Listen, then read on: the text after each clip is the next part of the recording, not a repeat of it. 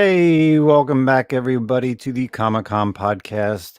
If you are back for this is a special episode. We got episode 10. Shout out to everybody listening to us on Spotify, iTunes, Google Podcasts. If you're following us, you can find us on Instagram at the Comic-Con podcast, and also send us messages or emails to the Comic-Con podcast at gmail.com. And don't forget, if you are a iTunes subscriber, make sure you follow us, leave a 5-star review and some comments. We always like kicking that way. And again, special episode 10. We're actually live again on YouTube, and I got my man across the country, Zach. What's going on, man? What's going on, man? Yeah, happy to be here. And this is kind of I had to do my hair because we're actually going to be on live and people can actually see us, as opposed to just how crappy we look usually when we do the podcast, because it's just audio. But like Justin said, we are doing a special live episode for episode 10. We got a giveaway that we want to do, just something fun. And, it'll all be ripped on the audio and put back on the podcast as well. We should have a special guest here today during our community section, which we'll talk about as we get going. And yeah, man, that's about it. A lot of stuff tonight. Got a lot of news, a lot of drama. But let's kind of get right into the chat. We got a lot of people with us tonight. Thank you guys so much for spending a Friday night with us. So just some shout outs out there. We got our man, we got Harsh Life Sports in there. Of course, TiVo from Lords of the Long Box. What's good, YouTube and Nights. Sith Lordly, another person out there in the YouTube community. Make sure if you guys are watching YouTube channels, check out Spine Ticks. They're a really good channel, man. They go for hours on end on a Saturday night, and they do drop some other videos during the week. We also have a man, Manimal. Hey, Gomez Comic Collector. If you guys, another YouTube channel, check out East Meets West. They usually go live Sunday nights. A bunch of guys, a couple guys from the East Coast, a couple guys from the West Coast. They do have some people in there as well. So shout out to everybody in that. So again, we are live here on YouTube. Harsh Life Spotlights is a buddy of mine down here in El Paso as well. So, and I think he has his own YouTube channel as well, where they do a few things. So check that out. Harsh Life Spotlights on YouTube. Cool. Yeah, man. So it's different. It's definitely, I know we both kind of started more or less on YouTube. And so it's kind of interesting to be back on YouTube, especially when we started doing this podcast. We were very much like, let's get off YouTube. So it's kind of weird to be back on YouTube, I guess. Yeah, I forgot how to do all the producing here on StreamYard. I'm used to just sitting there and letting, Tim from Lords of the Long Box do it. And even when we record here on StreamYard, but it's really simple. It's just we're talking, and then I just rip the audio. Now it's like I'm checking out the chat. I got a couple of graphics to go around. So let's kind of get right into the community section. How about that, Zach? Yeah, and to kind of touch on what you're saying, this live stuff, it's this kind of will, dovetail a little bit into our special guest when he ends up arriving. You can't make any mistakes live. When we do the podcast, it's when we mess up, we just say, hey, stop real quick. Let's edit that shit and then come back, but yeah, absolutely. But you know what? There's always a part we'll rip some of the audio part if we kind of screw up. But everybody who's watching live, thank you guys so much for joining, guys and girls. I see Kayla from Florida. How's it going? Thank you for joining us. So let's get right into our community section. So our first question is coming from the Comic Rack. What's up, guys? Enjoy the show and listen to you guys from Lords. I'm a Jersey guy too. Shout out to New Jersey, of course, hometown right here. So the reason I am writing this is because I have questions about slabs. I don't own any, but I have a few older and pricier comics. When do you decide to slab? Would you slab just to flip or sell raw, slab for private collection, or just top loaders? And shout out to Comic Rack on Instagram. So Zach, you want to kind of take the first half of this? Sure. I mean, it's a very loaded question. There's really no 100% answer for this, on what you should do. I guess let's start with older comics, any golden age, if you're lucky enough to have any, or silver age, or even bronze age, that kind of stuff. You could slab those up if it means a lot to you, regardless of the quality, whether it's, a 9, a lot of people just think 9.8 or, you got to have 9.8s, but those older comics, if they mean something to you, I'm an X-Men guy. I have X-Men slabs that are, the low grades, 4s, 5s, stuff like that, but they're first appearances and I love X-Men. So, it means something to me. Now, when you're talking flipping and slab, and I think you'll agree with me here, modern books have to be 9.8s, right? Yeah, absolutely. I mean, don't get me wrong. You can get a 9.6, and then like, for example, and I mean, you can talk on this more, but like these Ahsoka books and stuff like that, like these limited, where there's not a lot of a high print run. If it's a 9.6, you're going to be okay with a book at a 9.6 for a low print run, probably. Yeah, I don't mind it. Sometimes even a variant, like a 1 in 100, a 1 in 200, 1 in 1,000, they come back, a 9.6. Yes, it's, sometimes the difference in pricing is crazy, but I don't mind having a 9.6 instead of a 9.8. Obviously nowadays, a lot of that print run, especially on the Marvel side, is the print run's terrible. So you sometimes you do get it. So as Yeah. far as, when to decide to slab, I mean, I would slab if you definitely are looking to sell. Right. I send as many books as possible to CGC because at the end of the day, I could sell a book maybe raw, let's say near mint for $50, or I can sell it raw. I could sell it slabbed in a 9.8, 9.6 for maybe $250. So I don't mind spending that extra $20 or even maybe an extra $30, sending it to a pressing service, get a little TLC, then sending it to CGC. Because you know what? That little extra money that you're putting into it makes a lot for the long term for the return on investment. And Wookiee fodder, I totally agree with you. And that's kind of what I was talking about as well. Like, if you'd have gone a year or two ago, let's be honest, the comic book collecting market right now is different than it's been the past 4 or 5 years. And 9.6s, 9.4s, and the modern hot books can still sell like crazy because there's so much FOMO out there. But, in the terms of like flipping, sometimes if you have that modern book that's a raw, you might just be better to just sell it raw if you know it's not going to come back in 9.8. You might make more money. You're investing less in it. And especially if you have a house or you have a wall that you want to display your stuff, or even those IKEA Deltoft cases, I like putting a slab in there. You could put a comic in a top loader. It looks nice, but man, having a nice slab, shiny, saying first appearance of this character, or blue label, gold label, that's really nice in a case or on the wall. It stands out, and yeah, you go to comic shops, you see wall books, so you know what that looks like. But when you could see a wall of slabs, and sometimes if it's a nice little run, like a theme, my walls constantly change. If you guys follow me on Instagram, I'm always changing up my themes. Sometimes it's Marvel, sometimes it's Spider-Gwen, Batman, it could be sketches. So really enjoying anything that I can throw up on the wall on a slab. I really don't think I have any books in my entire basement, like not slabbed, that I have on display. I think everything is a slab. There's nothing that's raw, actually. Yeah. These comments, and Tim's making good points too. It's so, the market's so different right now than it used to be. And like Tim said, the book of the moment, and, slab it, flip it, fast track quick. But even fast track right now, you and I were just talking about not too long ago, it's not that fast. So if you try to fast track a book of the moment and you don't get it back in time, you might miss out on that price that you might have got a little bit better in terms of investment and actual profit on just flipping the raw. Personally, I'm not really looking for these quick books that we know are just like quick hitters. I don't slab that shit. If I think it has a little like longevity to play out, I might, if I have some time knowing that, okay, if I slab it, it still hasn't reached its peak yet, I'll slab it. But the quick ones, I really just kind of cut my losses there and eBay it raw. Yeah. And Comic Rack says he has older and pricier books. So those are the books you definitely want to slab up, because you could sell it raw, but you could say it's a VF or a near mint or a fine plus, and you're going to sell it, and someone's going to be like, nah, this is a VG. Nah, this is a VF.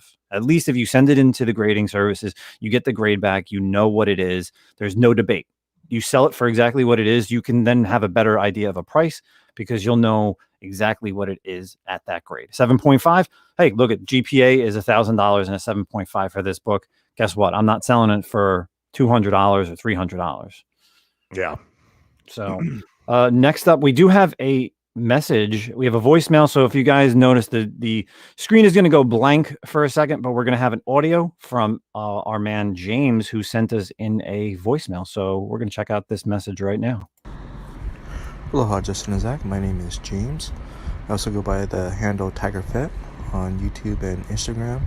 I just wanted to tell you guys that I really enjoy listening to your podcast. In fact, I binge listened to all the episodes, and now I'm sad because, now I have to wait each week for a new episode. But I just want to say that you guys have a really great chemistry, and I enjoy all the segments, and makes me feel like I really want to, participate. So you guys do a good job with that. So now one of the topics that, there's a lot of topics that I want to talk about, but the one in particular was, of course, that Gina Carano firing from the Mandalorian, and I don't agree with what she said. I thought it was pretty silly and historically insensitive, but she has a right to her opinions, like we all do.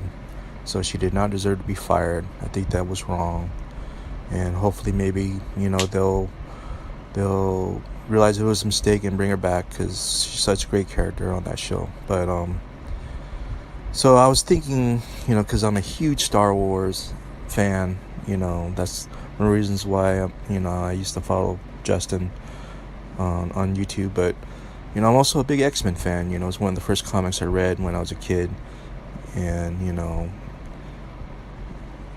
and so I was trying to think of a question that would involve both of you, and I went back and forth. And so the one I came up with is, who are you guys' top 3 cover artists? And so my third favorite is Alex Ross.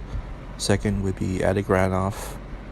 And number 1, because of all his great Star Wars action figure covers, would be John Tyler Christopher. So all right, thanks guys, and have a good day. All right. So we're back. We didn't cut. Just in case we didn't cut. I kept throwing up those comments to make sure people knew we were still here, So do you want to take your 3 favorite cover artists first, or you want me to go? Yeah, I'll go. We'll alternate, because you probably got way more art-wise. But first off, I want to touch on his comment about... Shout out to Tiger Fat. Thank you guys. Thank you for sending in that voicemail. Yeah, man. So he talked about the Gina Carano thing, which we kind of got a little heat for talking about. But, that was actually that's exactly what we were talking about. You can have differing opinions, you know what I mean? And it doesn't have to get outrageous. And this guy was like, he didn't agree with what Gina Carano said, but he still believes, freedom of speech. Come on, man. We had Six Face Comics who literally lost his mind when we talked about that comment, and then blocked us everywhere. So anyway, that guy was crazy as hell. But I guess 3 artists. So I'm not big, art has never been something that's super crucial for me. I'm more of a writing and story kind of guy. So I'm a massive Salvador LaRocca fan. I love the stuff he's done with X-Men. I'm a big LaRocca fan for that. I'm also, even though I'm not a massive Spider-Man fan, and obviously he's famous for Spider-Man, I like Mark Bagley. I like the stuff he does as well. And then a third, let's keep it real. Let's go some Kirby, Okay. So I don't know. To be honest, I don't really care too much for Kirby or the old stuff, but I don't want to leave out a great, Yeah, you're definitely not a big on the cover artist. You're more story driven guy. 100%. So that's where you're at. This is more your question for sure. Yeah, well, yeah, I definitely think it definitely was. Tiger Fett was leaning towards me. So for my top 3 cover artists, first up would be J. Scott Campbell, and this is in no particular order. J. Scott Campbell definitely has always been one of my favorite artists to follow. So he would be somewhere in the top 3. Next up would be Elias Chadzudis. Been following him forever. He's a Zenescope artist, and he does a lot of variant covers. No idea who that is. Yeah, well, he's the guy who did my my Disney princesses. Oh, okay. Yeah. So he did that. He did that sketch cover and some other things for Zenescope, which is always, boobs and, barely any, any dress on. So there's that. And then probably my third artist, I probably have to go with I don't know. I'd have to go, looking at all my slabs, I'd have to go Shannon Mayer. Okay. Shannon Mayer, he's killing it. They just, they did the Harley Quinn, his Harley Quinn was really awesome. And they just announced, and I sent it to my man, Dave, a silk from I think it's a Comic Mint or Bad Lemon. So Shannon is killing it. It's a really cool picture of Cindy Moon. There's the trade dress has her with the mask on. The Virgin has her with the mask off. So, and I'm liking everybody in the comments throwing out those cover artists. There's definitely some that I probably missed, but there's so many out there. I think Tim threw out 6, but thank you, Tim. Yeah. So yeah, but and it also kind of depends on your taste at the time. It can change, you know what I mean? And Like I'm also, I might murder his name here, and I know a lot of people didn't really like his art, maybe, but I like Chris Bachalo, or maybe it's Bacalo. I think it's Bachalo. I really like his stuff too. I mean, I'm an X-Men guy, so these guys who did that, for sure, like that's my shit. Alex Ross is great. I mean, it's hard to even, like, when you talk about this, it's like, of course, I'm not going to mention Alex Ross. You know what I mean? Like, everyone knows Alex Ross is top. Like, that's like saying, like, who's the best artist of all time? Like, are you really going to talk about Michelangelo? I mean, I don't know. No, definitely. So, and Tim, I like Joe Mad also. I like that as well. Oh yeah, there's so many, man. There's so many to choose from. But let's move on to our section of TV and movie news. So, of course, we are less than a week away for Justice League the Snyder Cut, and I cannot wait. I cannot wait for Justice League Snyder Cut next Thursday. We have our special guest. So let's bring our guest on. He is. Let's see if he's there. He was there. I think he timed. There he goes. Nope. There he is. Yeah, I can't hear y'all. Can't hear? It's giving me issues. We can hear you. I'm trying. All right. So I would say you'd have to edit It was giving me issues last time I was trying to jump into a podcast. Okay. But I'm going to jump out and jump back in. All right. Sounds good, man. Sounds good. Try it again. So that's going to be our special guest, guys, Kingdom Comics. So while he's jumping in and out, like I said, we're doing Justice League Snyder Cut comes out in 6 days. There was a post yesterday that said that Justice League Snyder Cut is coming out to Blu-ray if you don't have HBO Max this summer. What do you think of that? Wow. Yeah. That's cool. I guess cool. I mean, all these people love those, like, what are they called? The steel box DVDs or whatever. And people get that stuff all the time. So that's good for them, man. I've been getting a lot of people talking about bringing back the Snyder universe because of this. And I hope so. But then I did see someone else mentioned, like, hey, don't forget all the other DC movies got a lot of good hype also coming out. And then we saw them and some of them turned out to be shit. So I'm hoping, man, fingers crossed, bro. Fingers crossed. Man, Harsh Life Sports says people blowing up Snyder Cut, LOL. Shit's a big deleted scene, but getting promoted as a new movie. Let me tell you, I've seen the trailers that have been dropping every couple of days with all the different characters. This looks like a completely different movie for me. And I am going to be super excited for when it comes out. I can't wait for next Thursday. I think we're recording our episode next week earlier, just so I can spend Thursday and take it all in. And then the following week, we'll give you our review because it's going to be so much fun. And we talked about it before, and Harsh might be right too. Like, it could just be a big scam of deleted scenes and whatnot. But when you watch the original version, there's certain scenes, like the whole alternate universe, or the what do they call that? The Snyderverse? No, the nightmare scene? The nightmare scene. It just seems so out of place in the original movie. Like, it really doesn't tie in to the storyline at all, which makes me feel like it had a bigger role storyline wise, So we'll see. And I hope he's wrong. I hope Harsh Life's wrong, that the trailers are everything that's in the original isn't in the original movie. I hope we get more, man. Definitely. So with that being said, if you guys don't know, and this is crazy. This is how much that no one really cares about the DC stuff. And it's really, I guess it really is, a big problem. But today was the AT&T Investors Day. Similar to what Disney did for Disney Plus in December, there was an AT&T Investors Day, and they dropped a ton of news for DC Comics. And I'm going to put a little picture up on the screen for all you guys that you're not going to believe what's coming. So here it is. We have coming in both movie and TV format and even video games. We got Black Adam. We got DC's Harley Quinn, Superman and Lois, Static Shock, Blue Beetle, Batgirl, Peacemaker, Green Lantern, Aquaman 2, Shazam, Teen Titans. I'm sorry, that's Flash. Suicide Squad, Batwheels, The Batman, Zatanna, Supergirl, Shazam, Fury of the Gods, Batwoman, The Suicide Squad, GCPD, DMZ, Gotham Knights, Superhero High, and DC's League of Super Pets. That was a lot of names, and I'm glad I got that all. I can't believe I missed Flash and Shazam, but whatever. I'm really excited about this. So these are everything that they announced coming forward for the next few years. Things that stick out to me. Zatanna, and Batgirl. Of course. Yeah. Oh, I am excited. Zach, what do you got on this? Yeah, so I mean, obviously, some of these we know for sure are movies. Some of them look, that we know, like Peacemaker is going to be an HBO Max type television show. Looks like that Harley Quinn is more of the animated. Superman and Lois, we started. So not all of these are going to be, movies. So it'll be interesting to see which is which. Which ones am I excited for the most? Honestly, probably Shazam, and I need to know more about what Zatanna and Batgirl are before I get excited for them. Well, we've talked about this on Lords. Zatanna is coming to HBO Max. That was something that they've been talking about for a very long time. So whether it's a series or a movie, I'm hoping it's a series, because I want 8 to 12 episodes. I want Zatanna. I want to see magic in the DCU. That is definitely coming.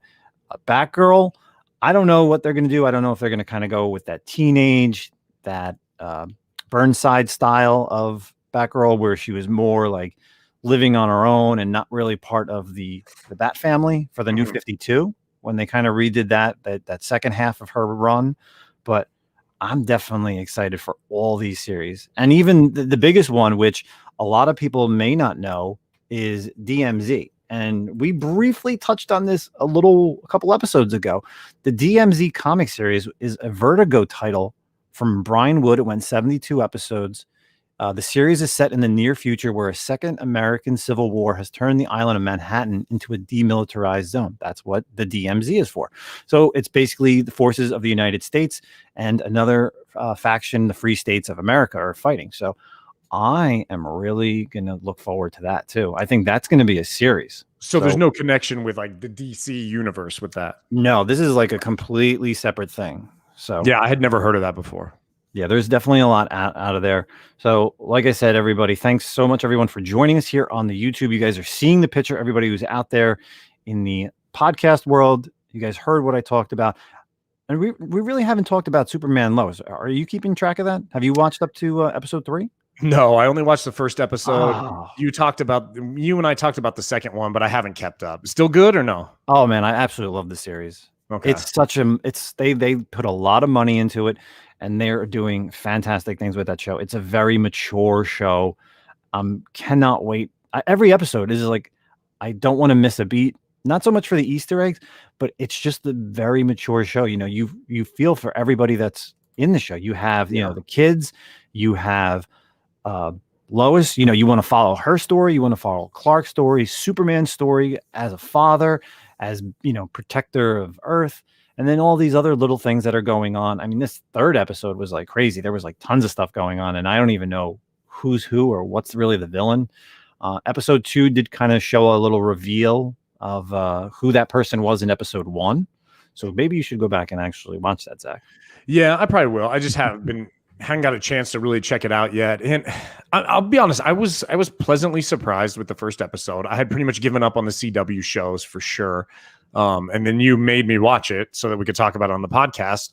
And it was good. It was good. It felt like a Zack Snyder movie, or like the universe, which I rewatched Man of Steel recently, and still great movie, by the way. Like I love that. I know there's been all this talk about, I'm kind of dovetailing here a little bit, but about like the Calvin Ellis, the Black Superman storyline and character, which that's great. I'm always down for more stories, more movies, but God, man, don't get away from the Henry Cavill. He's just such a great Superman. Oh, I want absolutely. to see more. Yeah, I want him to come back, and I'm excited to see what he's going to look like and be more action in Snyder Cut next week. Yeah, so Harsh Life says GCPD as a movie looks kind of whack. Like I don't know, man. Like, what am I looking?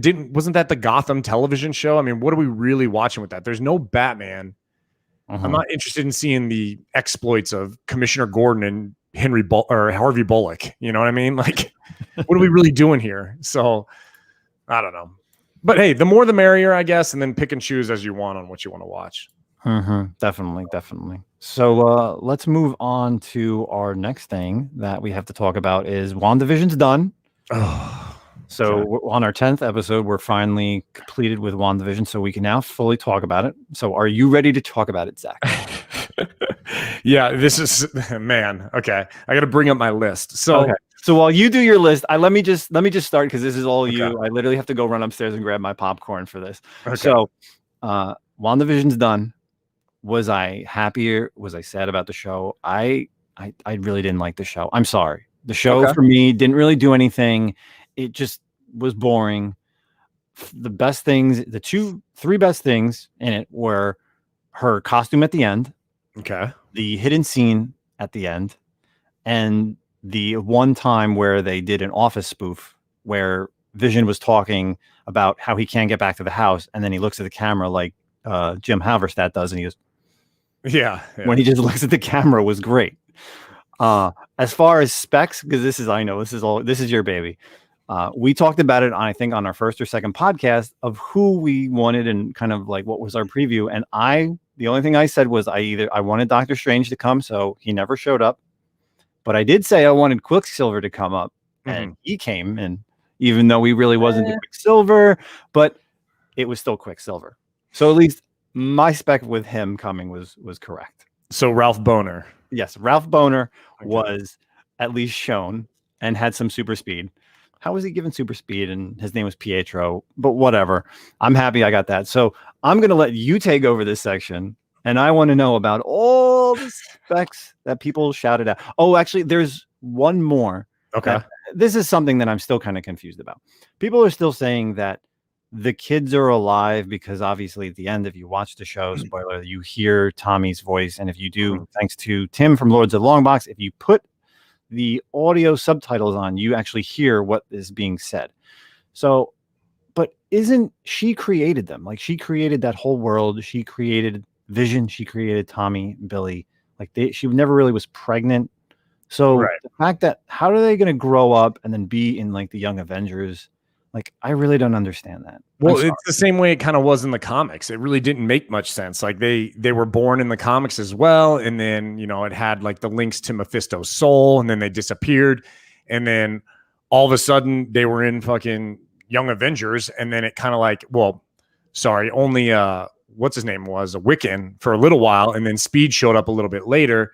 And then it kind of unraveled that way. And then they kind of talked about it. I mean, it's been a while since I've read it. Also, I think Avengers Crusade gives a lot of explanation on those two. And when I say a lot of explanation, I mean, it doesn't really give you much information. So it doesn't make any fucking sense. It doesn't. But, who knows? It's comics. And like Darkseid Jedi said, magic. That's really the only answer you need. So let's go through your list that you have. So WandaVision, like, I'm going to disagree with you on this. I enjoyed WandaVision after the first two episodes. I did like it. I wasn't disappointed necessarily in the show at all. I was more disappointed in the comic book community because, look, some of the things that bug me the most about the comic book community is everyone's need to be first on like spec or, theories or hypotheses. Like, it's just so annoying. And everyone's out here just shotgun shelling everything, shotgun blasting any kind of thing, any little, word that's uttered. They try to find like some connection, and then they make this claim. And then so later they can be like, oh yeah, I made that claim first or whatever, which first off, what fucking prizes are you winning when you do this? Like, get over yourself. I think it's so annoying. And not only that, it's like, the spec. Okay, so with the spec game, it's kind of fun. I'm all about invigorating the hobby and spec and whatnot.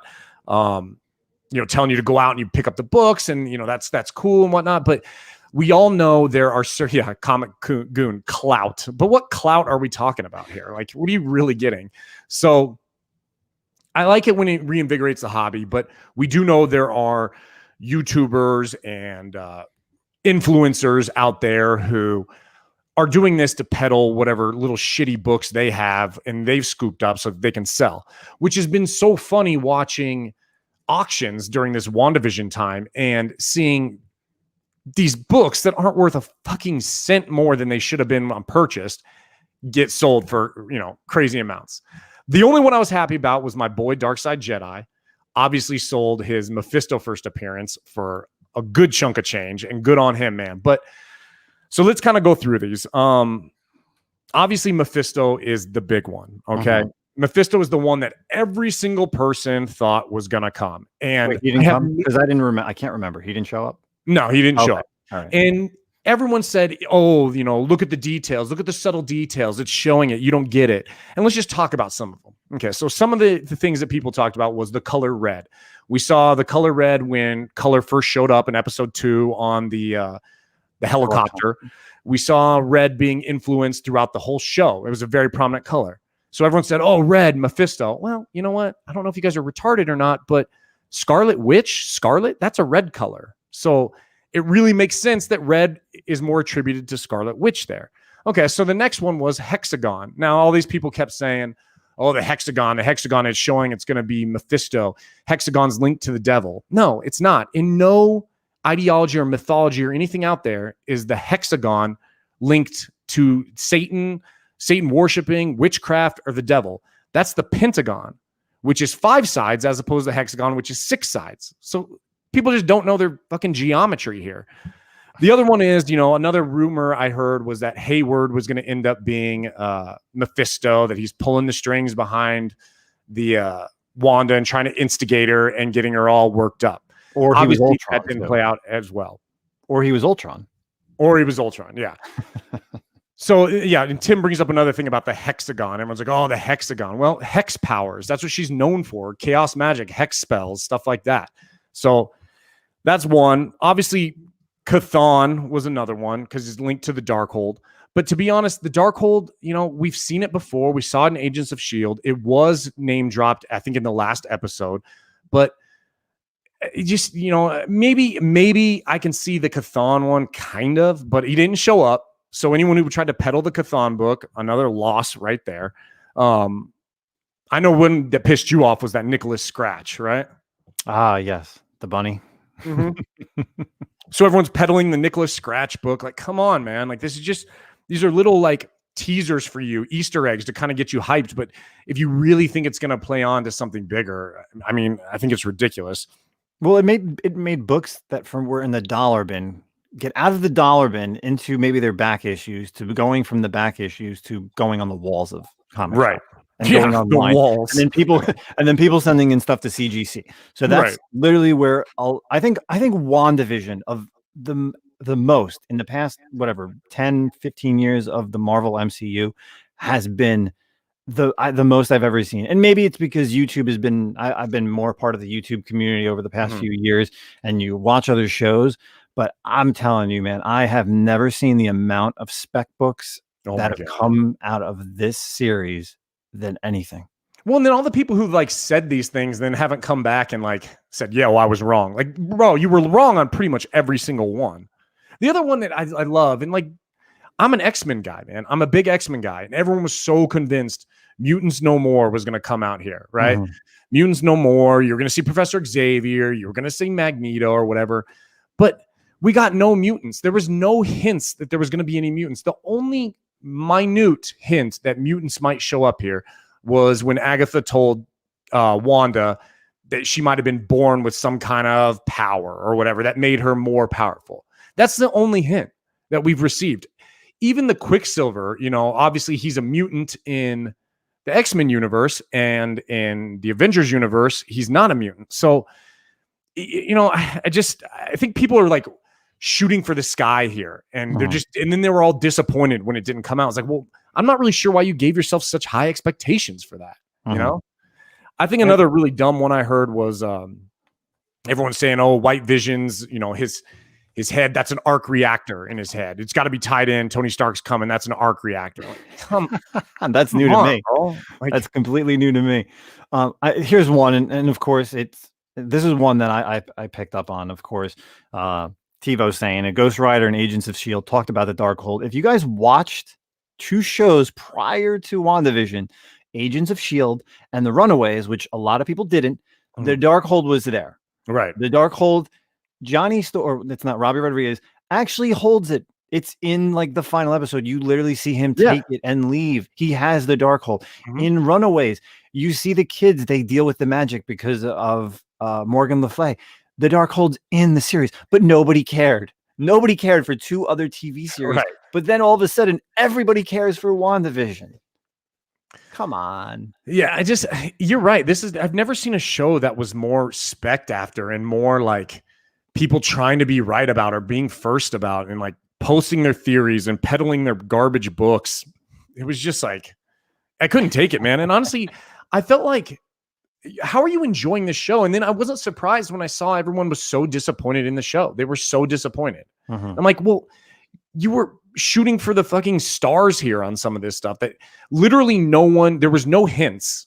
You just made up hints in your mind and you were convinced that this was going to come and it didn't. So, I mean, in the end, who was the engineer in space that got lost? Who was that? No one. He was no one. He was no one. He wasn't Blue Marvel. He wasn't Reed Richards. He wasn't Beast. He wasn't anyone.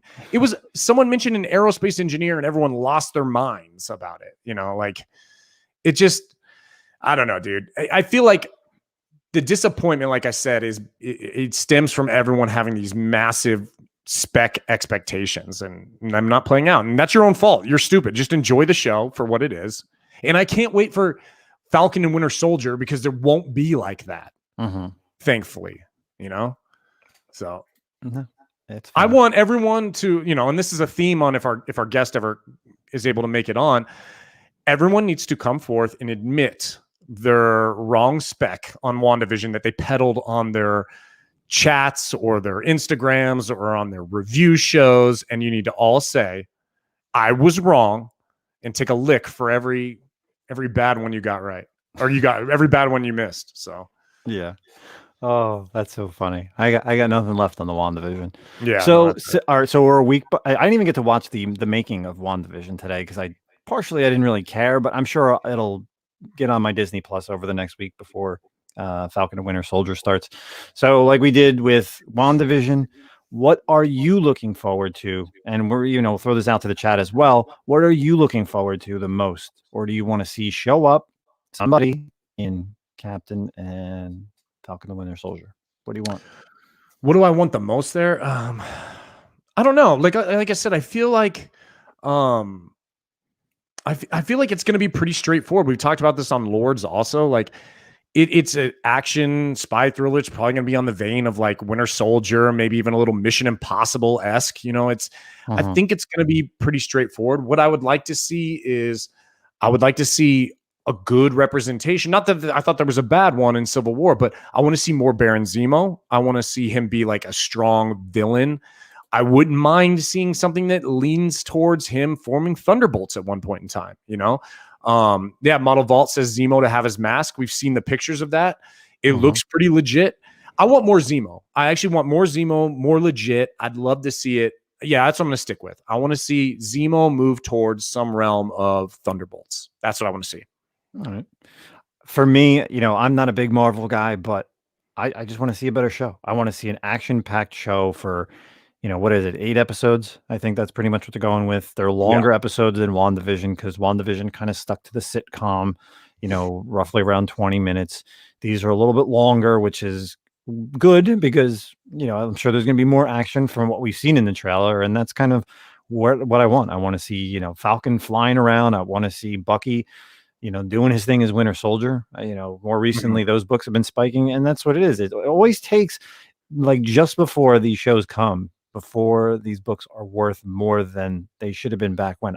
I had Captain America 6s for so long, first appearance, and that book never moved. And now all of a sudden it was like it sold recently for like $450 to $500 in a 9.8. I'm just like, I cannot believe it took this long to even get to that. But yet there's other books that have no trailer. People are going to be in it, and books are hitting over $1,000 like Carnage and Miles Morales. I know. Well, I mean, to be fair, don't get me wrong, Winter Soldier's been around and I might piss off some people, but Carnage is a more fan favorite character probably than like Winter Soldier comparatively. The Spider-Man in Marvel is always going to be hotter than Avengers. It's just the way it is. I'm excited also. Like I like the buddy cop situation that's going to probably happen between Falcon and Winter Soldier. I love Bucky. Bucky's one of my favorite characters. He never got enough game time in the MCU films. And, it was super exciting to see him, like, when they first announced it, that Sebastian Stan, way back in the day, was, like, signed on for 9 films. I was like, oh, hell yeah, man. Like, he's going to be around forever. He's going to have a big story.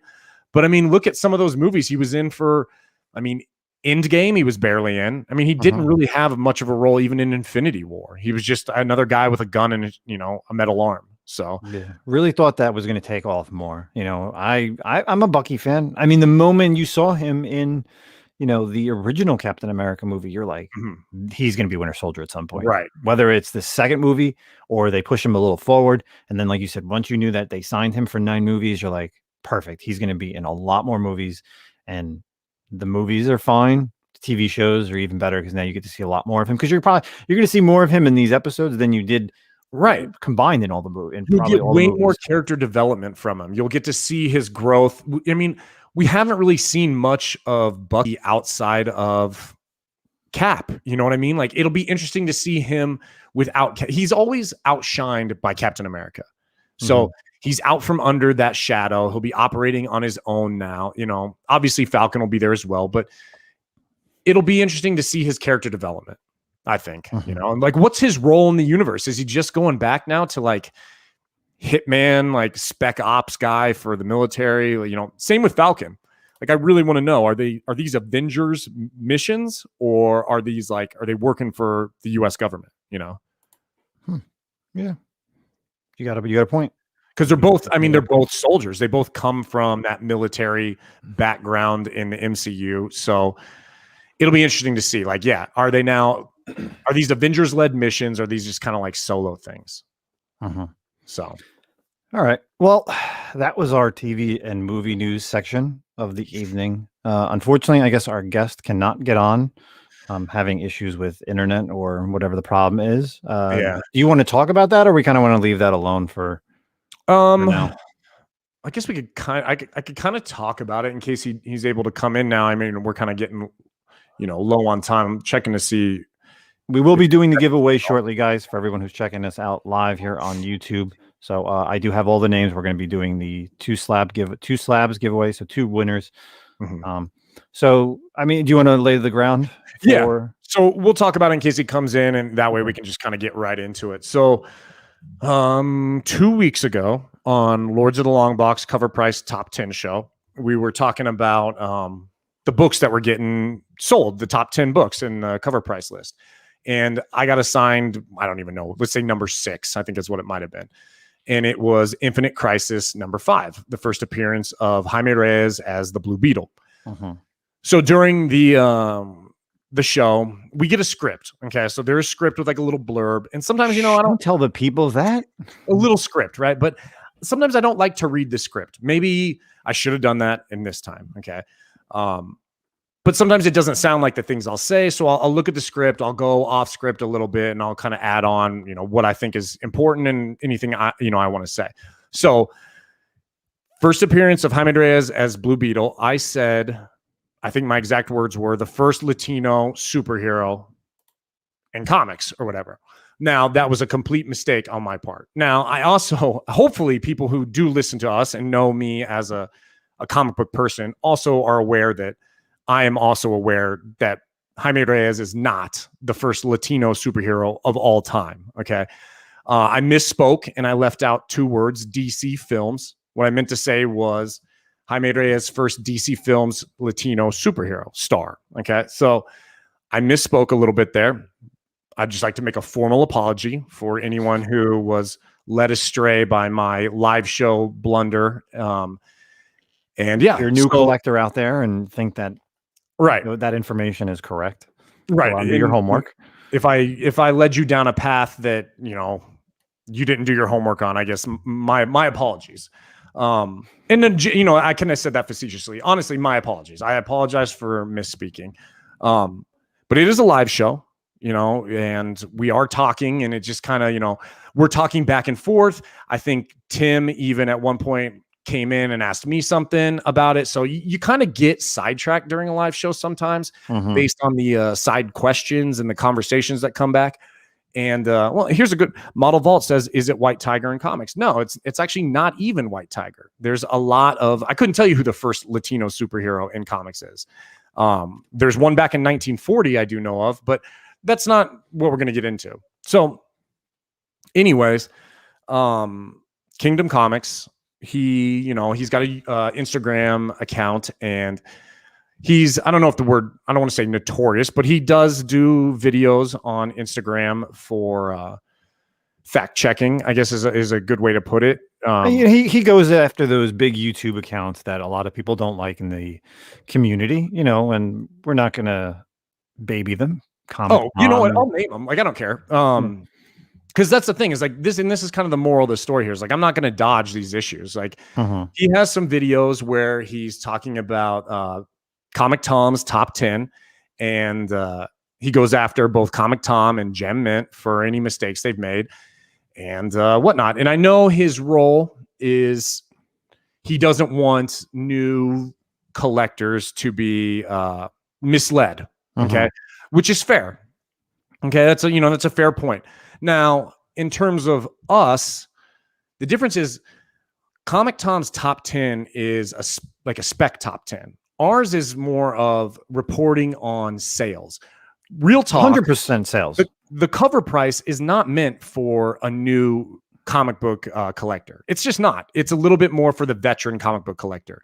And we aren't pushing books and telling you, hey, get Infinite Crisis because Blue Beetle just got announced for a movie. What we say is, I think I see him, but he's stretching. He's here. Can you hear? Hey guys, I'm in. All right. Can you hear us? Yeah, dude, I had to go to a whole new browser. Chrome did not like it on my phone.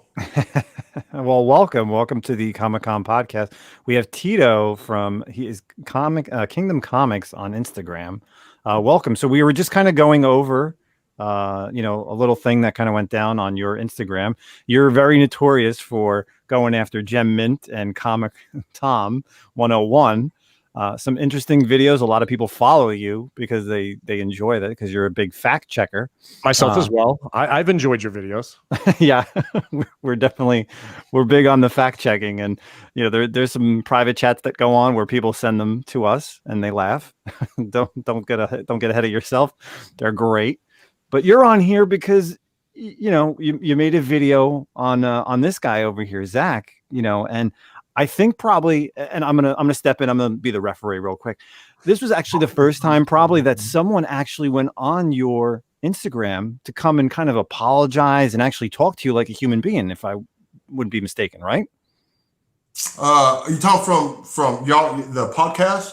Yeah. We're on the podcast, but we're just kind of saying so, like, I'm pretty sure those other guys who you make videos, they don't really go on your page and comments, right? They don't really make any interaction with you. Yeah, well, yeah. Not the last Jet Men video, but the one prior to that with the original Ultimate Fallout 4 and all that preview stuff. Yeah, he actually came on there and he said some stuff.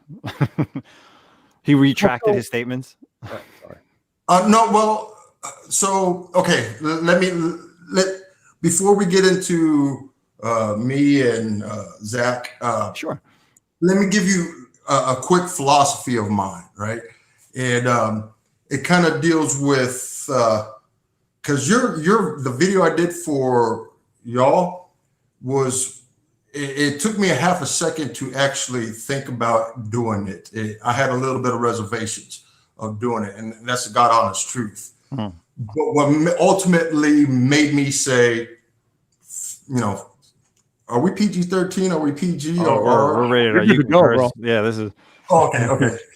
What ultimately led me to say, fuck it, just do it, is I thought to myself, okay, if this was anybody else on Instagram, anybody else on YouTube, would I make that video? And my answer was yes. And for me, if I didn't make that video, if I was to use myself as an out-of-body experience looking at me, then I would have told me, dude, you're being real biased right now. You know what they said. If it was these people, you would have said, I probably would have went a little bit more crazier on their video. But I would have done a video. And that was my ultimate decision, say, I can't be biased. It's fair all the way around. Just So it would have eat at you, right? It would have just, you would have thought about it. If you didn't make it, you would have just, it would have eat at your soul, because that's something that you do. You're like investigating these videos, you're making these videos, you're making people laugh, you're throwing people under the bus, which is sometimes fun, but I get it. I completely understand. And you know, it's funny. It's not as if I go out and look for these videos. I'll give you an example. For that particular video I did on y'all, I was on a 2.5 hour drive to work, and I just was like, well, let me see what it is, what's going on. So I clicked on y'all because most top tens to me are like a I don't know, tic-tac-toe, I guess you could say. It's a game for me. It's okay, I got that. Okay, I got that. Okay, I got that. So, you know, that's as far as I go with most top tens. But yeah, that's how I got literally on y'all's. And I think it was, I made a comment on the video 2 days after it was posted. So, I mean, I didn't even see it the day it came out. The day after, it was a couple of days afterwards. And then here we are. So I guess my question is, Okay. like, what was the goal? What when you do these videos, what's the goal? What's your intention of making the video? Okay, so the intent is, of course, help with a little bit of sarcasm and being funny, right? I try to do sarcasm, funny, and then like real shit after I get done saying what I'm saying. So that is the intent, is to help. I believe, and it sounds so weird to say, but it's true. There's a lot of people in this hobby that is brand new. You know, whether if they're here for investments, whether they're here to reconnect to their childhood, or to find something that, you know, it's interesting. You know, oh, these MCU movies, or what is this WandaVision? Let me go look it up, and you know, whatnot. So either they go on the web, you know, on the internet, or they type in something on internet, on the YouTube, and boom, something's there. So it is a deafening like sense of power that, as a content creator, whether you're on YouTube, whether you're on Instagram, you have this self-reserved responsibility to make sure that everything that comes out is true and factual. Okay. So on that note, like a couple of things, just so I make sure I'm on the same, like, so I'm hitting the topics that you're bringing up. Go ahead. So, like I said, I don't know. I know you were trying to log in. I'm not sure if you heard what I was saying, but like our top 10 is a little different than other people's top 10. You know, it's not geared towards, hey, I think you mentioned that. Spec books are coming out. This is actual factual information provided by Cover Price saying, hey, Infinite Crisis number 5 has spiked in prices this week. And then we tell you why, because Blue Beetle first appearance or whatever. Right. So it's not us trying, like, I have no iron in the fire to try to peddle Infinite Crisis number 5. So, and I get what you mean in terms of, yeah, there is a responsibility to not mislead new viewers or new comic book collectors and being like, hey, pick this book up because I got 7 of them on eBay that I want to sell and I'm just feeding you bullshit. But the other thing is, our top 10 is not really for the new comic book person. It's for the veteran who wants to know, oh, okay, why did that book sell? Why did that book price so high? Or what's moving it? You know, it is more of a veterans collectors show. Now, the other thing is, yeah, I did make a mistake. And like I said, and I'll say it again, I apologized on your Instagram. I apologized before you came on right now. I misspoke. I got off script a little bit, and I left out 2 keywords. I said Blue Beetle, first Latino superhero. What I meant to say was Blue Beetle, first DC Films Latino superhero. Okay. But people who know me from the community know that I know comics. I'm not like some beginner. And to say that a character from 2006 who just was created as the first Latino superhero, like, okay, definitely not the case. Like, I think we all know that I didn't mean it as the first ever Latino superhero. So, like I said, my apologies for misspeaking. And look, it's all good, but like, you made a video to like humiliate me. Like, that's a kind of like, you came out to blast me. You said my name, you mentioned me, and then you blasted me. Which okay, here's the irony of the whole thing. If you actually go back to your original video, that top 10 video, I actually left a comment in that video. And I typically, the only group I don't do it to is that group. I don't like mentioning their names because, right. But that group, I've done it. Well, now you got to understand, me and that group had history going on 3 years now. Like, I've been after them for 3 years just because of the content that they provide and the information they provided. You're going to hear no complaints for us on that. Yep. Yeah. So, a lot of people's like, well, you're angry, you're mean, or they give me all these names, and I'm like, you call me what you want. I'm a grown ass man, like whatever, right? But what a lot of people fail to understand is that you can only be so nice for so long before you're like, man, fuck all this. I'm taking off the gloves and I'm about to play some dirty games right now. And while I do that a lot more to them because I know that history, I try not to do it to you. I honestly, and I do apologize. I know who Manimal is. I didn't know who Zack was. No, it's all good. And it, like you said earlier, it shouldn't matter. I mean, correct is correct. Mistakes are mistakes. And you're right. And typically when I do those videos, I do not mention names. If you go to my Instagram, the only time I've ever mentioned a name was a nickname that I gave those people. Right. Saying their names, I don't. I usually have their face up there, what it is. That's all. So, yeah, your video was rather interesting for me, in more than just a personal thing, but the dynamic of the Instagram community as a whole in the comments. Now, right. And I say that because if I was to make a video about those people, oh, dude, it would go all the way down. And, the people that love them will come in, people that hate them will come in, and it is what it is. But then when I did yours, it wasn't as much. Yeah.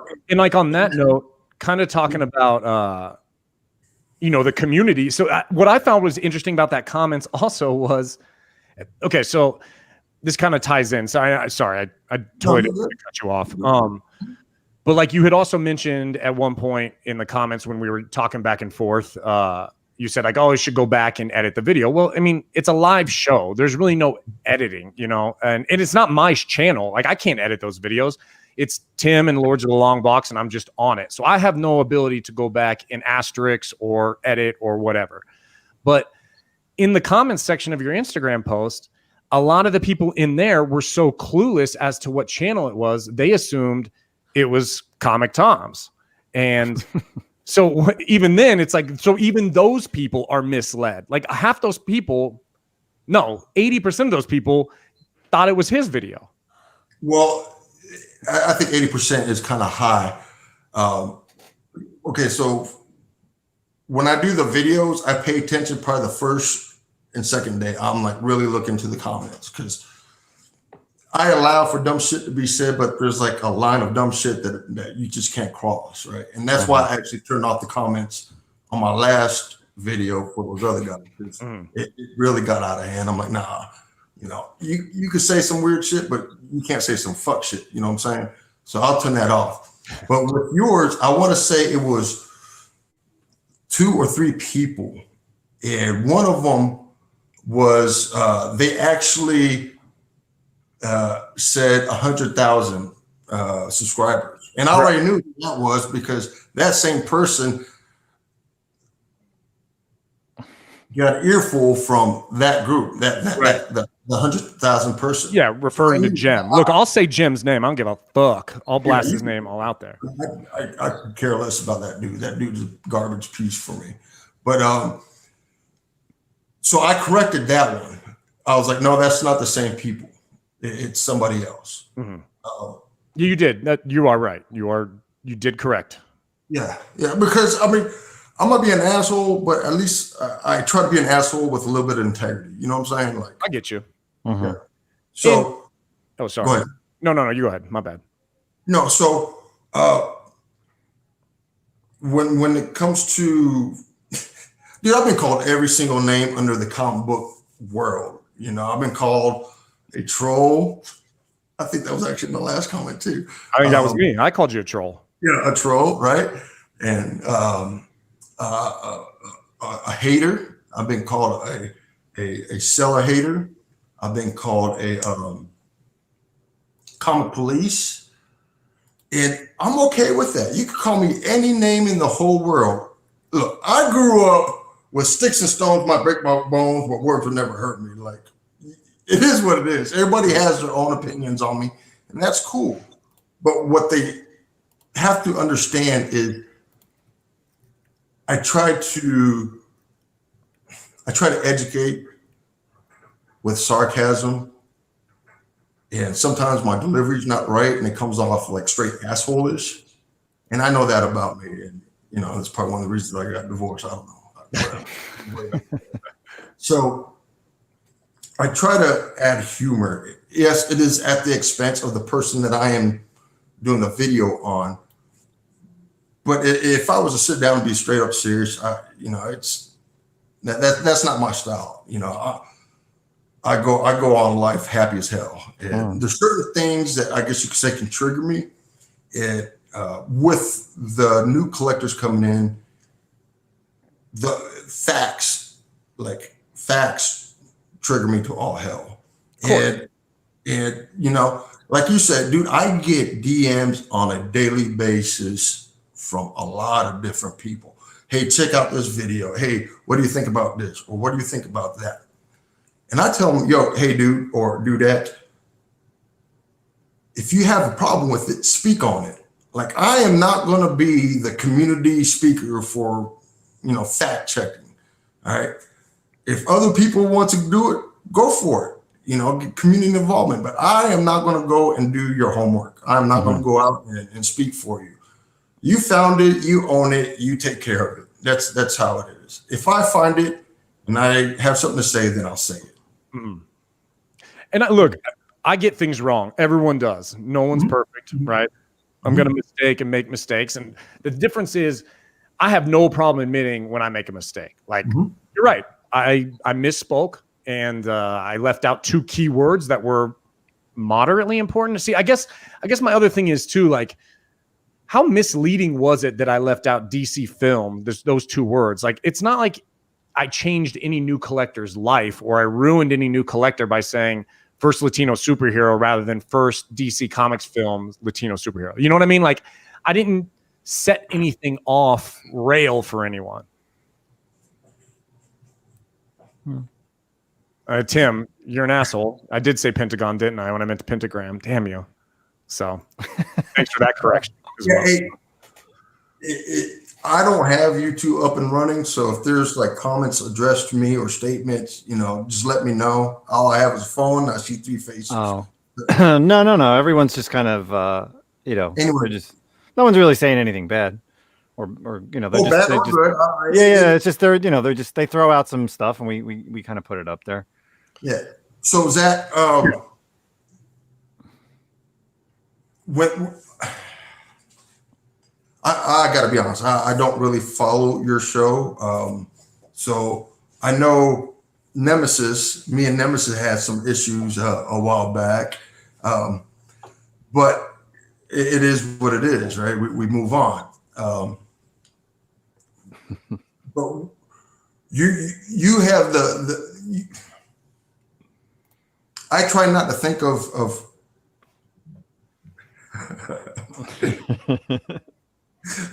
yeah, I try not, when I think about audience, and that's just a different mindset that I have from you. I know that you said that the top 10s are veteran. It's for veteran viewers, right? Mhm. But any, I was gonna say rookie, but any new collector that is coming in, they Right. might not know that. You know, all they do is they see a top 10 from this group over here, so they're like, oh, I wonder what other top 10s are. They type it in, bam, bam, bam. Fair point. Right? When you say how much does those words affect, you know, the overall, I guess, the overall context? Well, it kind of changes a lot. And I'm looking at it as a new guy who really doesn't know too much about it. And that's the perspective. When I do these videos, it's the perspective of the new guys. Mhm. The veteran guys should know all this. You're absolutely right. If they don't, then read, study. I don't know. Well, there's definitely shows that, and we talk about this on our podcast. There's people that enjoy listening to us because we have great knowledge. You know, we actually read our books. We don't just say, "Hey, go out and buy this book," or "Hey, you know, we heard this book was," you know, we'll talk about a book that we actually have knowledge about. You know, 2 weeks ago, I misspoke on the podcast that I didn't know one of the Batgirls names, and Zach was right there to pick me up. You know, and that's just what happens. You know, you're just in the flow of your words. You speak faster than you think sometimes, and especially on a live show, it's done. It's been done. Now, Zach, back to you, and I'm glad you kind of brought that up, Nemesis. Is that when you said, "Well, I made a sarcastic, probably rude, assholeish remark about go back there and fix your shit," right? You know, I said something similar, something to that effect. While you cannot probably you can't edit a live thing, you know, probably edit the title, make a comment in the title, or a comment in the comments. Right. But again, you probably don't know that until somebody addresses that. And that's one of the first things I did on that video before I even actually looked at wrote anything was maybe somebody addressed it. Because if somebody already addressed it, then I'm out. You know, it's said and done. Well, I'm not going to say I'm out because I would want to see if anybody from that podcast responded to that. So you commented on the video on YouTube before you posted your Instagram video? Yeah. Okay. Yeah. And you know, once again, like it's not my channel, so I don't really check those, I guess. And to be honest, like I didn't even realize I made a mistake because, like I said, live show, you just keep moving, bop, bop, bop, and then we're on to number 5 on top 10. So it's kind of like you don't even know. You're right. Like I didn't know I made the mistake until you brought it up. I guess like I said, man, it's all good. Like I enjoy the stuff you've done. I've laughed my ass off on a lot of your videos. I think I've even commented, I messaged you and I said, "Yo, that was good shit" one time. And it's by no means the issue of like, because it's me. I know you brought up like, I can't take it. Well, that's not really the case. Like I can take it. That's fine. That's why I'm here admitting I'm wrong. And that's why I guess it comes down to, for me, it was like, did you think I was intentionally misleading people or did I make a mistake? And if you thought I was intentionally misleading, then cool, man, call me out, dime me out like that. If you think it was just a mistake, then maybe don't speak on it, or maybe message me like, "Hey man, I think you meant this." And then I could have been like, "Oh, okay. I guess I can go back on that video and I can post an asterisk or whatever the hell I need to do."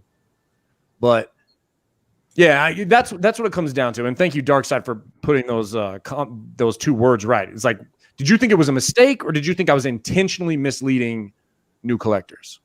Okay, so I'm going to go off what I know. And what I know is I don't know you. Correct. Right. I don't know what your intent is on anything. And that goes to anybody out there. If somebody says something, well, I have to believe that it is what they said. I know you made a comment out there of something about you.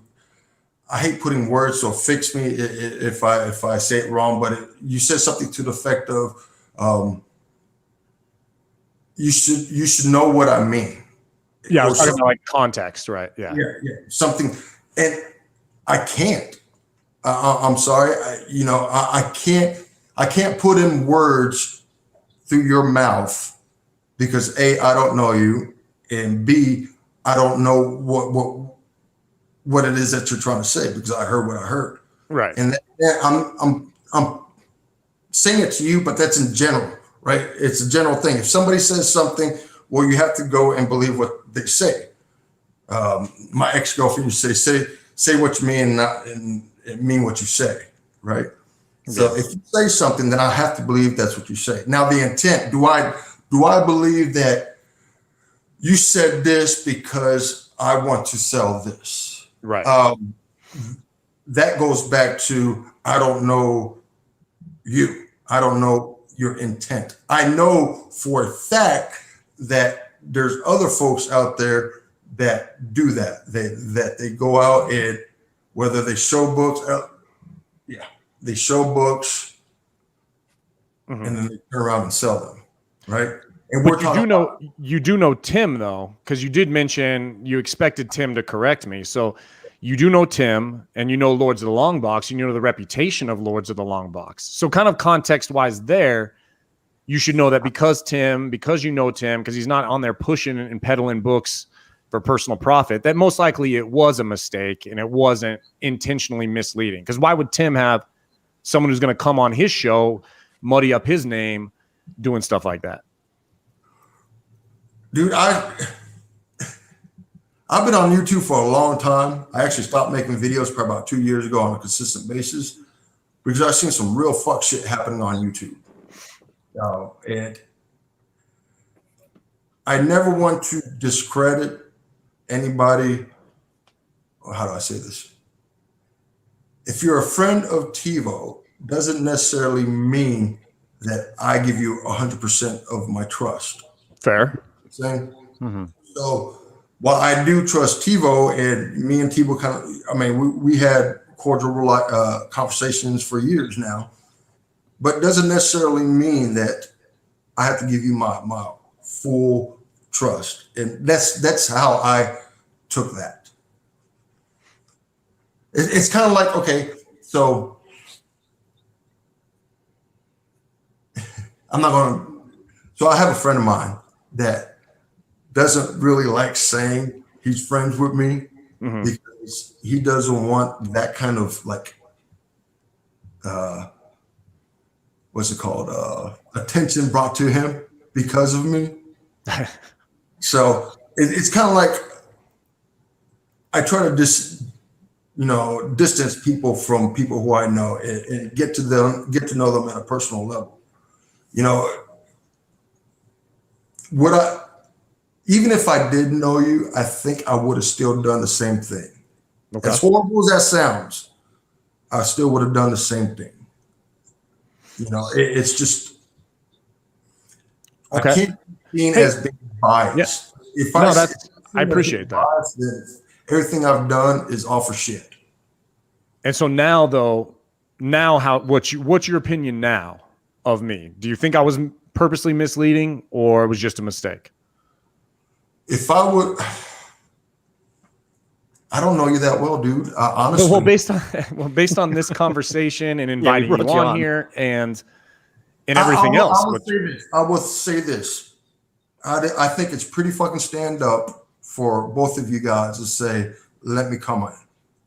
That's a whole lot of respect, and that's pretty damn stand up because a lot of folks, and I'm not even gonna say me, like a lot of folks wouldn't do that to other people. If they have issues, it's usually comments, videos, bickering, but no actual invitation has been given out. So everybody wants to be a keyboard warrior. Yes. So, does my opinions change based on the conversation that we've had? Well, to be honest with you, I don't think the fact that me thinking that you were trying to peddle something was ever in my head. And nor was anything. I'm factual, like, bam, that's it. Now, if I would have thought that you're trying to sell something, I probably would have said something. Right. If I knew your eBay page or some shit like that, and all of a sudden you got like 36 goddamn Infinite Crisis number 5, right after you said that, okay, that's a whole different story. But it's still going to sell, regardless of what I said. It's still going to sell. Yes. So it doesn't change anything, I guess, is what I'm saying. No, it changes wholeheartedly. If you have a big following, right? If I came to trust your word, if I came and said everything he said, I believe. He's with TiVo, he's with Nemesis. They have this big following. They sound like what they're knowing. And when you say, yeah,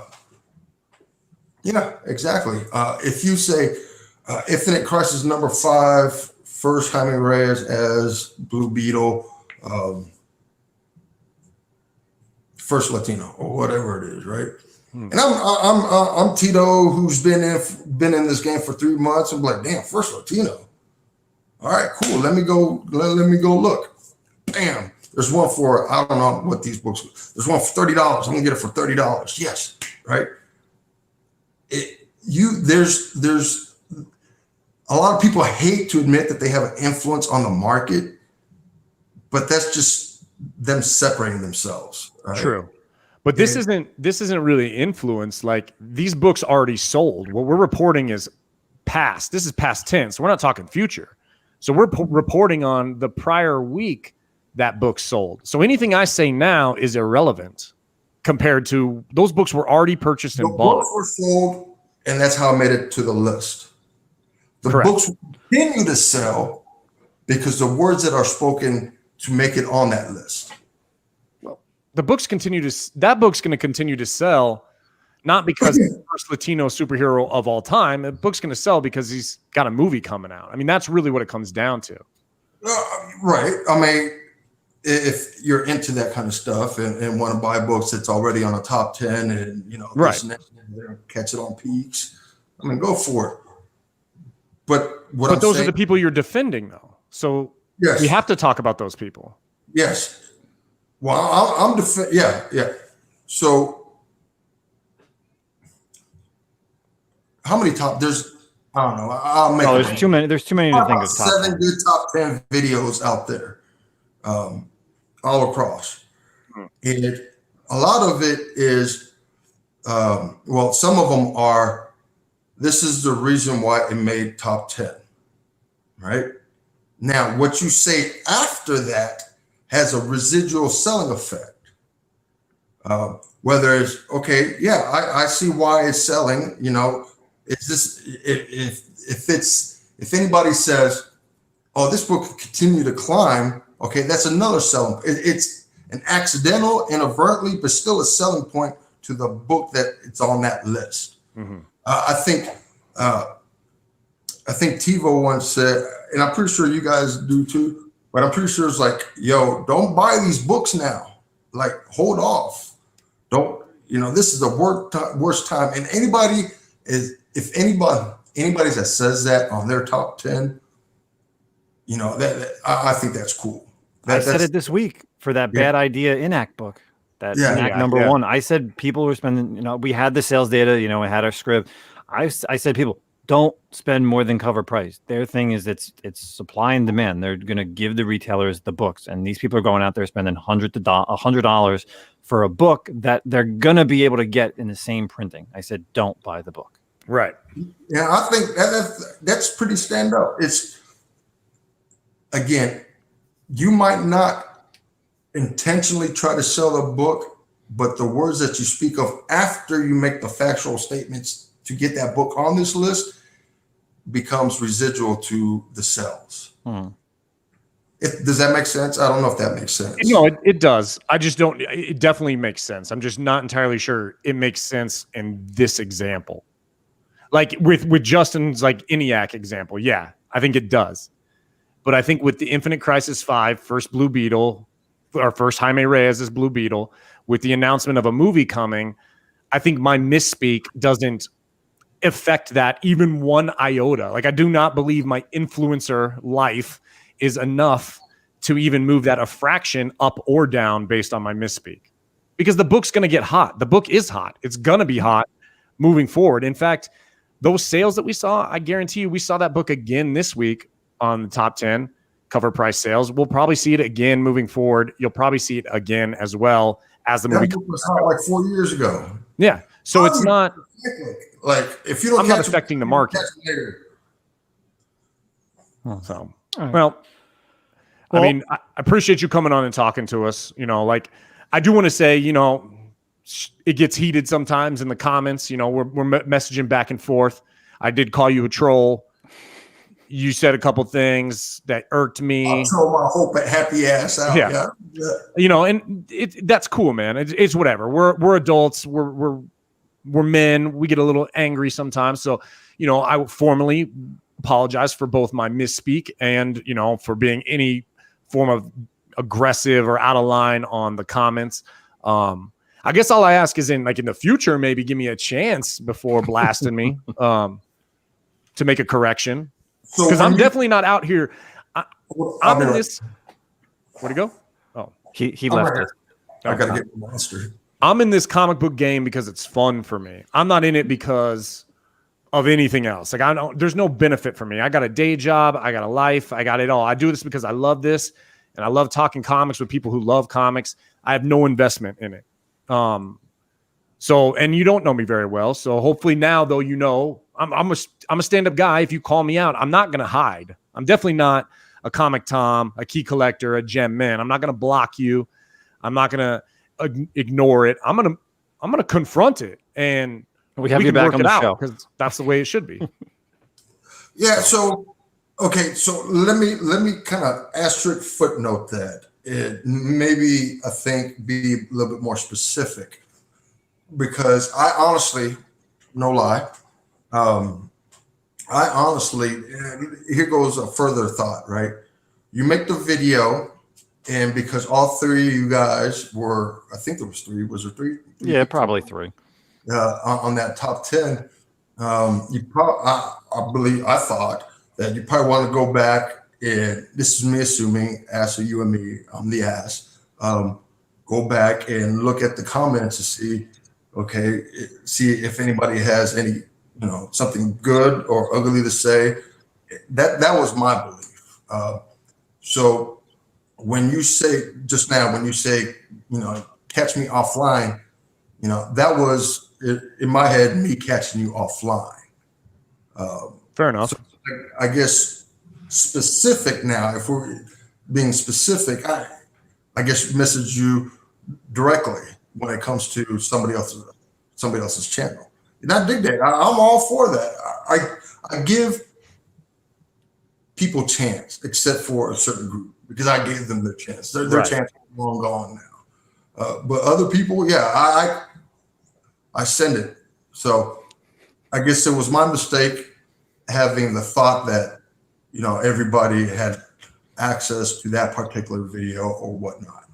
Cool, man. Well, I appreciate you coming on. I really do. Like, I'd rather talk about it like this. One, for multiple reasons. One, there should be, you know, there's too much stupid drama in the comic book community and people being babies and like keyboard warriors, like Justin said. You know, you come out here and you talk about it like a man, you can figure this shit out, you know? And two, honestly, drama sells. So it helps us to talk about this stuff as well on the podcast and the YouTube. Like this is good shit. People like drama, you know? Are we supposed to be mean? Are we supposed to be close to each other? Like, I guess if it would have been sexier if we would have just done it right then. We said, jump online now. I was supposed to be the referee in all this. But real quick, we get a comment in the live chat. So the Comic Goon says, I think people are just too quick to crucify someone for a mistake. Maybe we should give people a chance to just correct themselves. And that's what we did here today on this podcast. You know, Kingdom Comics came on. Shout out to Kingdom Comics. Make sure you guys go follow him on Instagram. And that's what he did. So do you want to say anything real quick in closing words, Tito? Because we're going to move on to our next topic. Thanks so much for jumping on. Yeah. So can you pop that comment back up? Let me read it. Yeah. Sure. It says, I think people are just too quick to crucify someone for a mistake. Maybe we should give people a chance to just correct themselves. I think Tito talked about that. He said he kind of did, and he said he thought by commenting on the video he was giving me a chance, but he didn't realize that I don't check those comments because it's not my channel. So I think it goes both ways. Like, yeah, and then I'm like having you on here as well is kind of like my way of not crucifying you as well for making a mistake directed towards me as well. So yeah, right. Dude, all this is I do it for fun. I can get carried away. But like I said, if I look at the overall picture of when I do it to them versus what I do to y'all, the amount of comments, it goes silent. So I don't know. This is like real talk. I don't know if it's testament to your word. I don't know if it's testament to the respect that people give you, or people are just scared. I hate using them. People don't want you to see comments from them, because if I was to say, if it was anybody else, oh, they would. You know that for a fact, right? The comments are some of the best part, even more so than your videos. Sometimes the comments are where all the excitement's at. Yeah. So it is a testament that there wasn't as much hate, I guess would be the word. Yeah. That's a strong word, but anyways, I do appreciate it. Thank you for having me on. All right, thanks, Tito, for coming on, man. Yeah, thank you. Take care, man. Yeah, thank you. You too. Bye-bye. All right, guys. So that was Tito from Kingdom Comics. Shout out to him for coming on here and talking about, something in the community. Again, that is what this podcast is all about. Bringing people on who are part of the community, when we have issues. Hell, if you have issues and you want to talk about it and you want a spot to talk about it, that's what we're here for. For sure. Come here. Yeah, the name isn't just the Comic Com podcast just for shits and gigs here. It really is. We want it to be the community. So if you have issues you want to talk about, if someone's pissing you off or you think someone's misleading you in the community, send us a voice memo. If it's juicy enough, we might even let you come on, and if you got issues with us, send a voice memo and, we'll probably let you come on, because we're not afraid to back down from the conversations, if you will. I don't mean back down like aggressive. I mean, like, we're not going to shy away from issues. So, yeah, man. Definitely. All right. So I know everyone's excited. We've been kicking this for an hour and a half. Let's get into, this was our 10th episode. We went live. We're giving away some books. So we have here, I am going to be sharing my screen. Share my screen. It's always fun. While you're doing that, I'm gonna talk just a bit. Ish, your boy just said, everyone take a second to hit that like button and support the channel. Please do subscribe up to the YouTube channel. Obviously, this is a podcast and we're primarily in the podcast format. Occasionally, we're going to come on the YouTube to do, interact a little bit more live here and there. But this is podcast format. But, definitely subscribe to our channel so you can be apprised of the things that are coming out. Yep. So we are giving away these two slabs. We got a CGC 9.6 variant Naomi #1, first appearance of Naomi, and a Batman Who Laughs #1 9.8 Greg Capullo. This was on our Instagram. So we have a bunch of names on here. I think we got about 14 or 15 names. We got Jay Stain Custom, Dark Lord Bane, Twitcher, KJ. We got Emerald 923.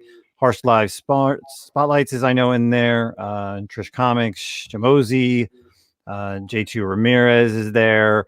Wookie Fanatic, Azurus Tiger, Prislod, Hench Girl Carla's on there, and Trial by God. So over here, I got everybody's name right here on the wheel of names.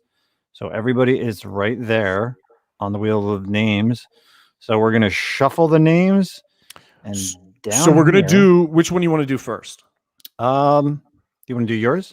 Sure. We'll do the Batman Who Laughs. So how we're going to do it is we're going to pick, what do you got? How many names total do you have? We got 14 names. 14 names. So we'll pick a winner for there. Then that name will actually obviously be removed. You can only win one. And then we'll do the Naomi first appearance as the follow-up. So what you get is what you get. If you want to switch with the other winner, that's on you guys, and you can switch afterwards on you. It's not going to be us that work that out. So I'll go ahead and throw up the slabberoonie so you can see it. It's the Batman Who Laughs, the variant cover for Batman Who Laughs #1, 9.8. Great Greg Capullo cover. Awesome cover here. All right, so click and spin. Oh, a Wookie Fanatic 19. He's in here too. Yeah, let's just make sure Wookie did the correct Wookie Fanatic. He did comment 3 people. I know he is a follower. And I believe he is. Yeah, if he said he's in there. I saw him earlier, wasn't he? Or we saw there was like Wookiee. There was a Wookiee in here. Oh, that's Wookiee Fodder, but I don't know if it's the same one. So Okay. Wookiee Fanatic 19, contact us on Instagram for the 9.8 Batman Who Laughs. And our next prize is a 9.6 number 1 Amy. And we're going to shuffle the names. Cannot win again. Pretty popular spec book right now. Yeah, CW show coming. And oh, Emerald Knight 23. Congratulations, Emerald Knight 23. You are the winner of the Naomi number 1 9.6. Awesome. So yeah, like Justin said, contact us. We prefer you to contact us on the Comic-Con podcast Instagram account. If for whatever reason you contact us on either our own personals, we can make that work too. But contact us. We need your address and stuff like that so we can ship it your way. So absolutely. So we really we've been kicking this, like I said, for 90 minutes. I really don't want to go too much farther into this. We're going to skip our usual ending section of what are we currently reading. I just wanted to talk about something real quick, and I have to grab the book. So this is really for a visual on YouTube, but also people that are listening. There's a Star Wars book. It's called Star Wars Kanan the Last Padawan number 1. The name of the character is Kanan Jarrus. I have been hearing the name Canon on a lot of YouTube channels, and it's like nails on a chalkboard. His name is Kanan Jarrus, which would be understandable if it was only in visual format, but he showed up where first? Star Wars Rebels. Right. And the name is constantly in every episode. It's Kanan, not Canon. I'm telling you, it's Zach. It's like nails on a chalkboard. It's like the screeching. I'm like, I cannot. It's like Mephisto spec to you. Oh my God. And any Star Wars person out there that hears the word canon, let me tell you, TiVo, he said, who the fuck says canon? I swear, you got to listen to some of these auctions and some of these YouTube channels that I watch. It's fucking Kanan Jarrus. I would love for them to say his real name of Caleb Dune. I really want to hear someone say that. So it's funny because this is like a time when there's so many comic book names we don't know how to pronounce because you just, it's just in print format. But there should be no excuse here. Okay. So that's it. Again, everybody out there in the YouTube community, thank you guys so much for joining us on our 10th episode. To the winners of the 2 slabs, please contact us on Instagram or send us an email at thecomicconpodcast@gmail.com. Zach, closing words for this evening on our 10th episode. No, first off, once again, thanks for Kingdom Comics coming on and clearing the air there. Good dude for coming on. He could have just blocked and done the keyboard warrior thing, but he didn't. He came on, he talked about it, and all good as far as I'm concerned moving forward. And then guys, 10th episode of Comic-Con podcast. It's been a lot of fun doing all this with Justin, and hopefully we keep going. Got more stuff coming up. You can find us on all the typical places: Apple, iTunes, Spotify, Google Podcasts, Anchor FM. Our Instagram accounts, tune in. We gotta, what's great is we actually had to talk this episode about leaving out voice memos and questions as we have. We have some good ones that we will be showing next week and as we move forward. So, drop us all that stuff, man, please. Yeah, definitely. So that's it for this week's episode 10. Next week, like I said, we're probably going to be recording it early, so we will not be talking about Justice League Snyder Cut until our 12th episode. But anything coming up? Do you have a Mutant Monday maybe coming next week? Probably not. I got some personal life stuff coming on. I actually hear probably coming up soon. I'm going to be gone for an episode. Actually, you might be talking Justice League Snyder Cut solo with someone else. Ooh, yeah. So maybe. So it may be just myself here on the Comic-Con podcast talking about Justice League, or maybe I may bring an informant here on the Comic-Con podcast to talk some DC. And I definitely want to bring someone in the DC comics who knows knowledge of Yeah. that. So, guys, I got a thank you so wedding, much. I don't think my fiance is gonna be too happy if I dip to do a podcast during our wedding. So Oh no, that's all right. You know, you gotta get married. It happens. I got married. It happens. So thanks everybody so much tonight joining us. If you are listening again on iTunes, leave us a 5-star review and leave us a comment. Guys, thank you so much for joining. Appreciate it. We are out of here.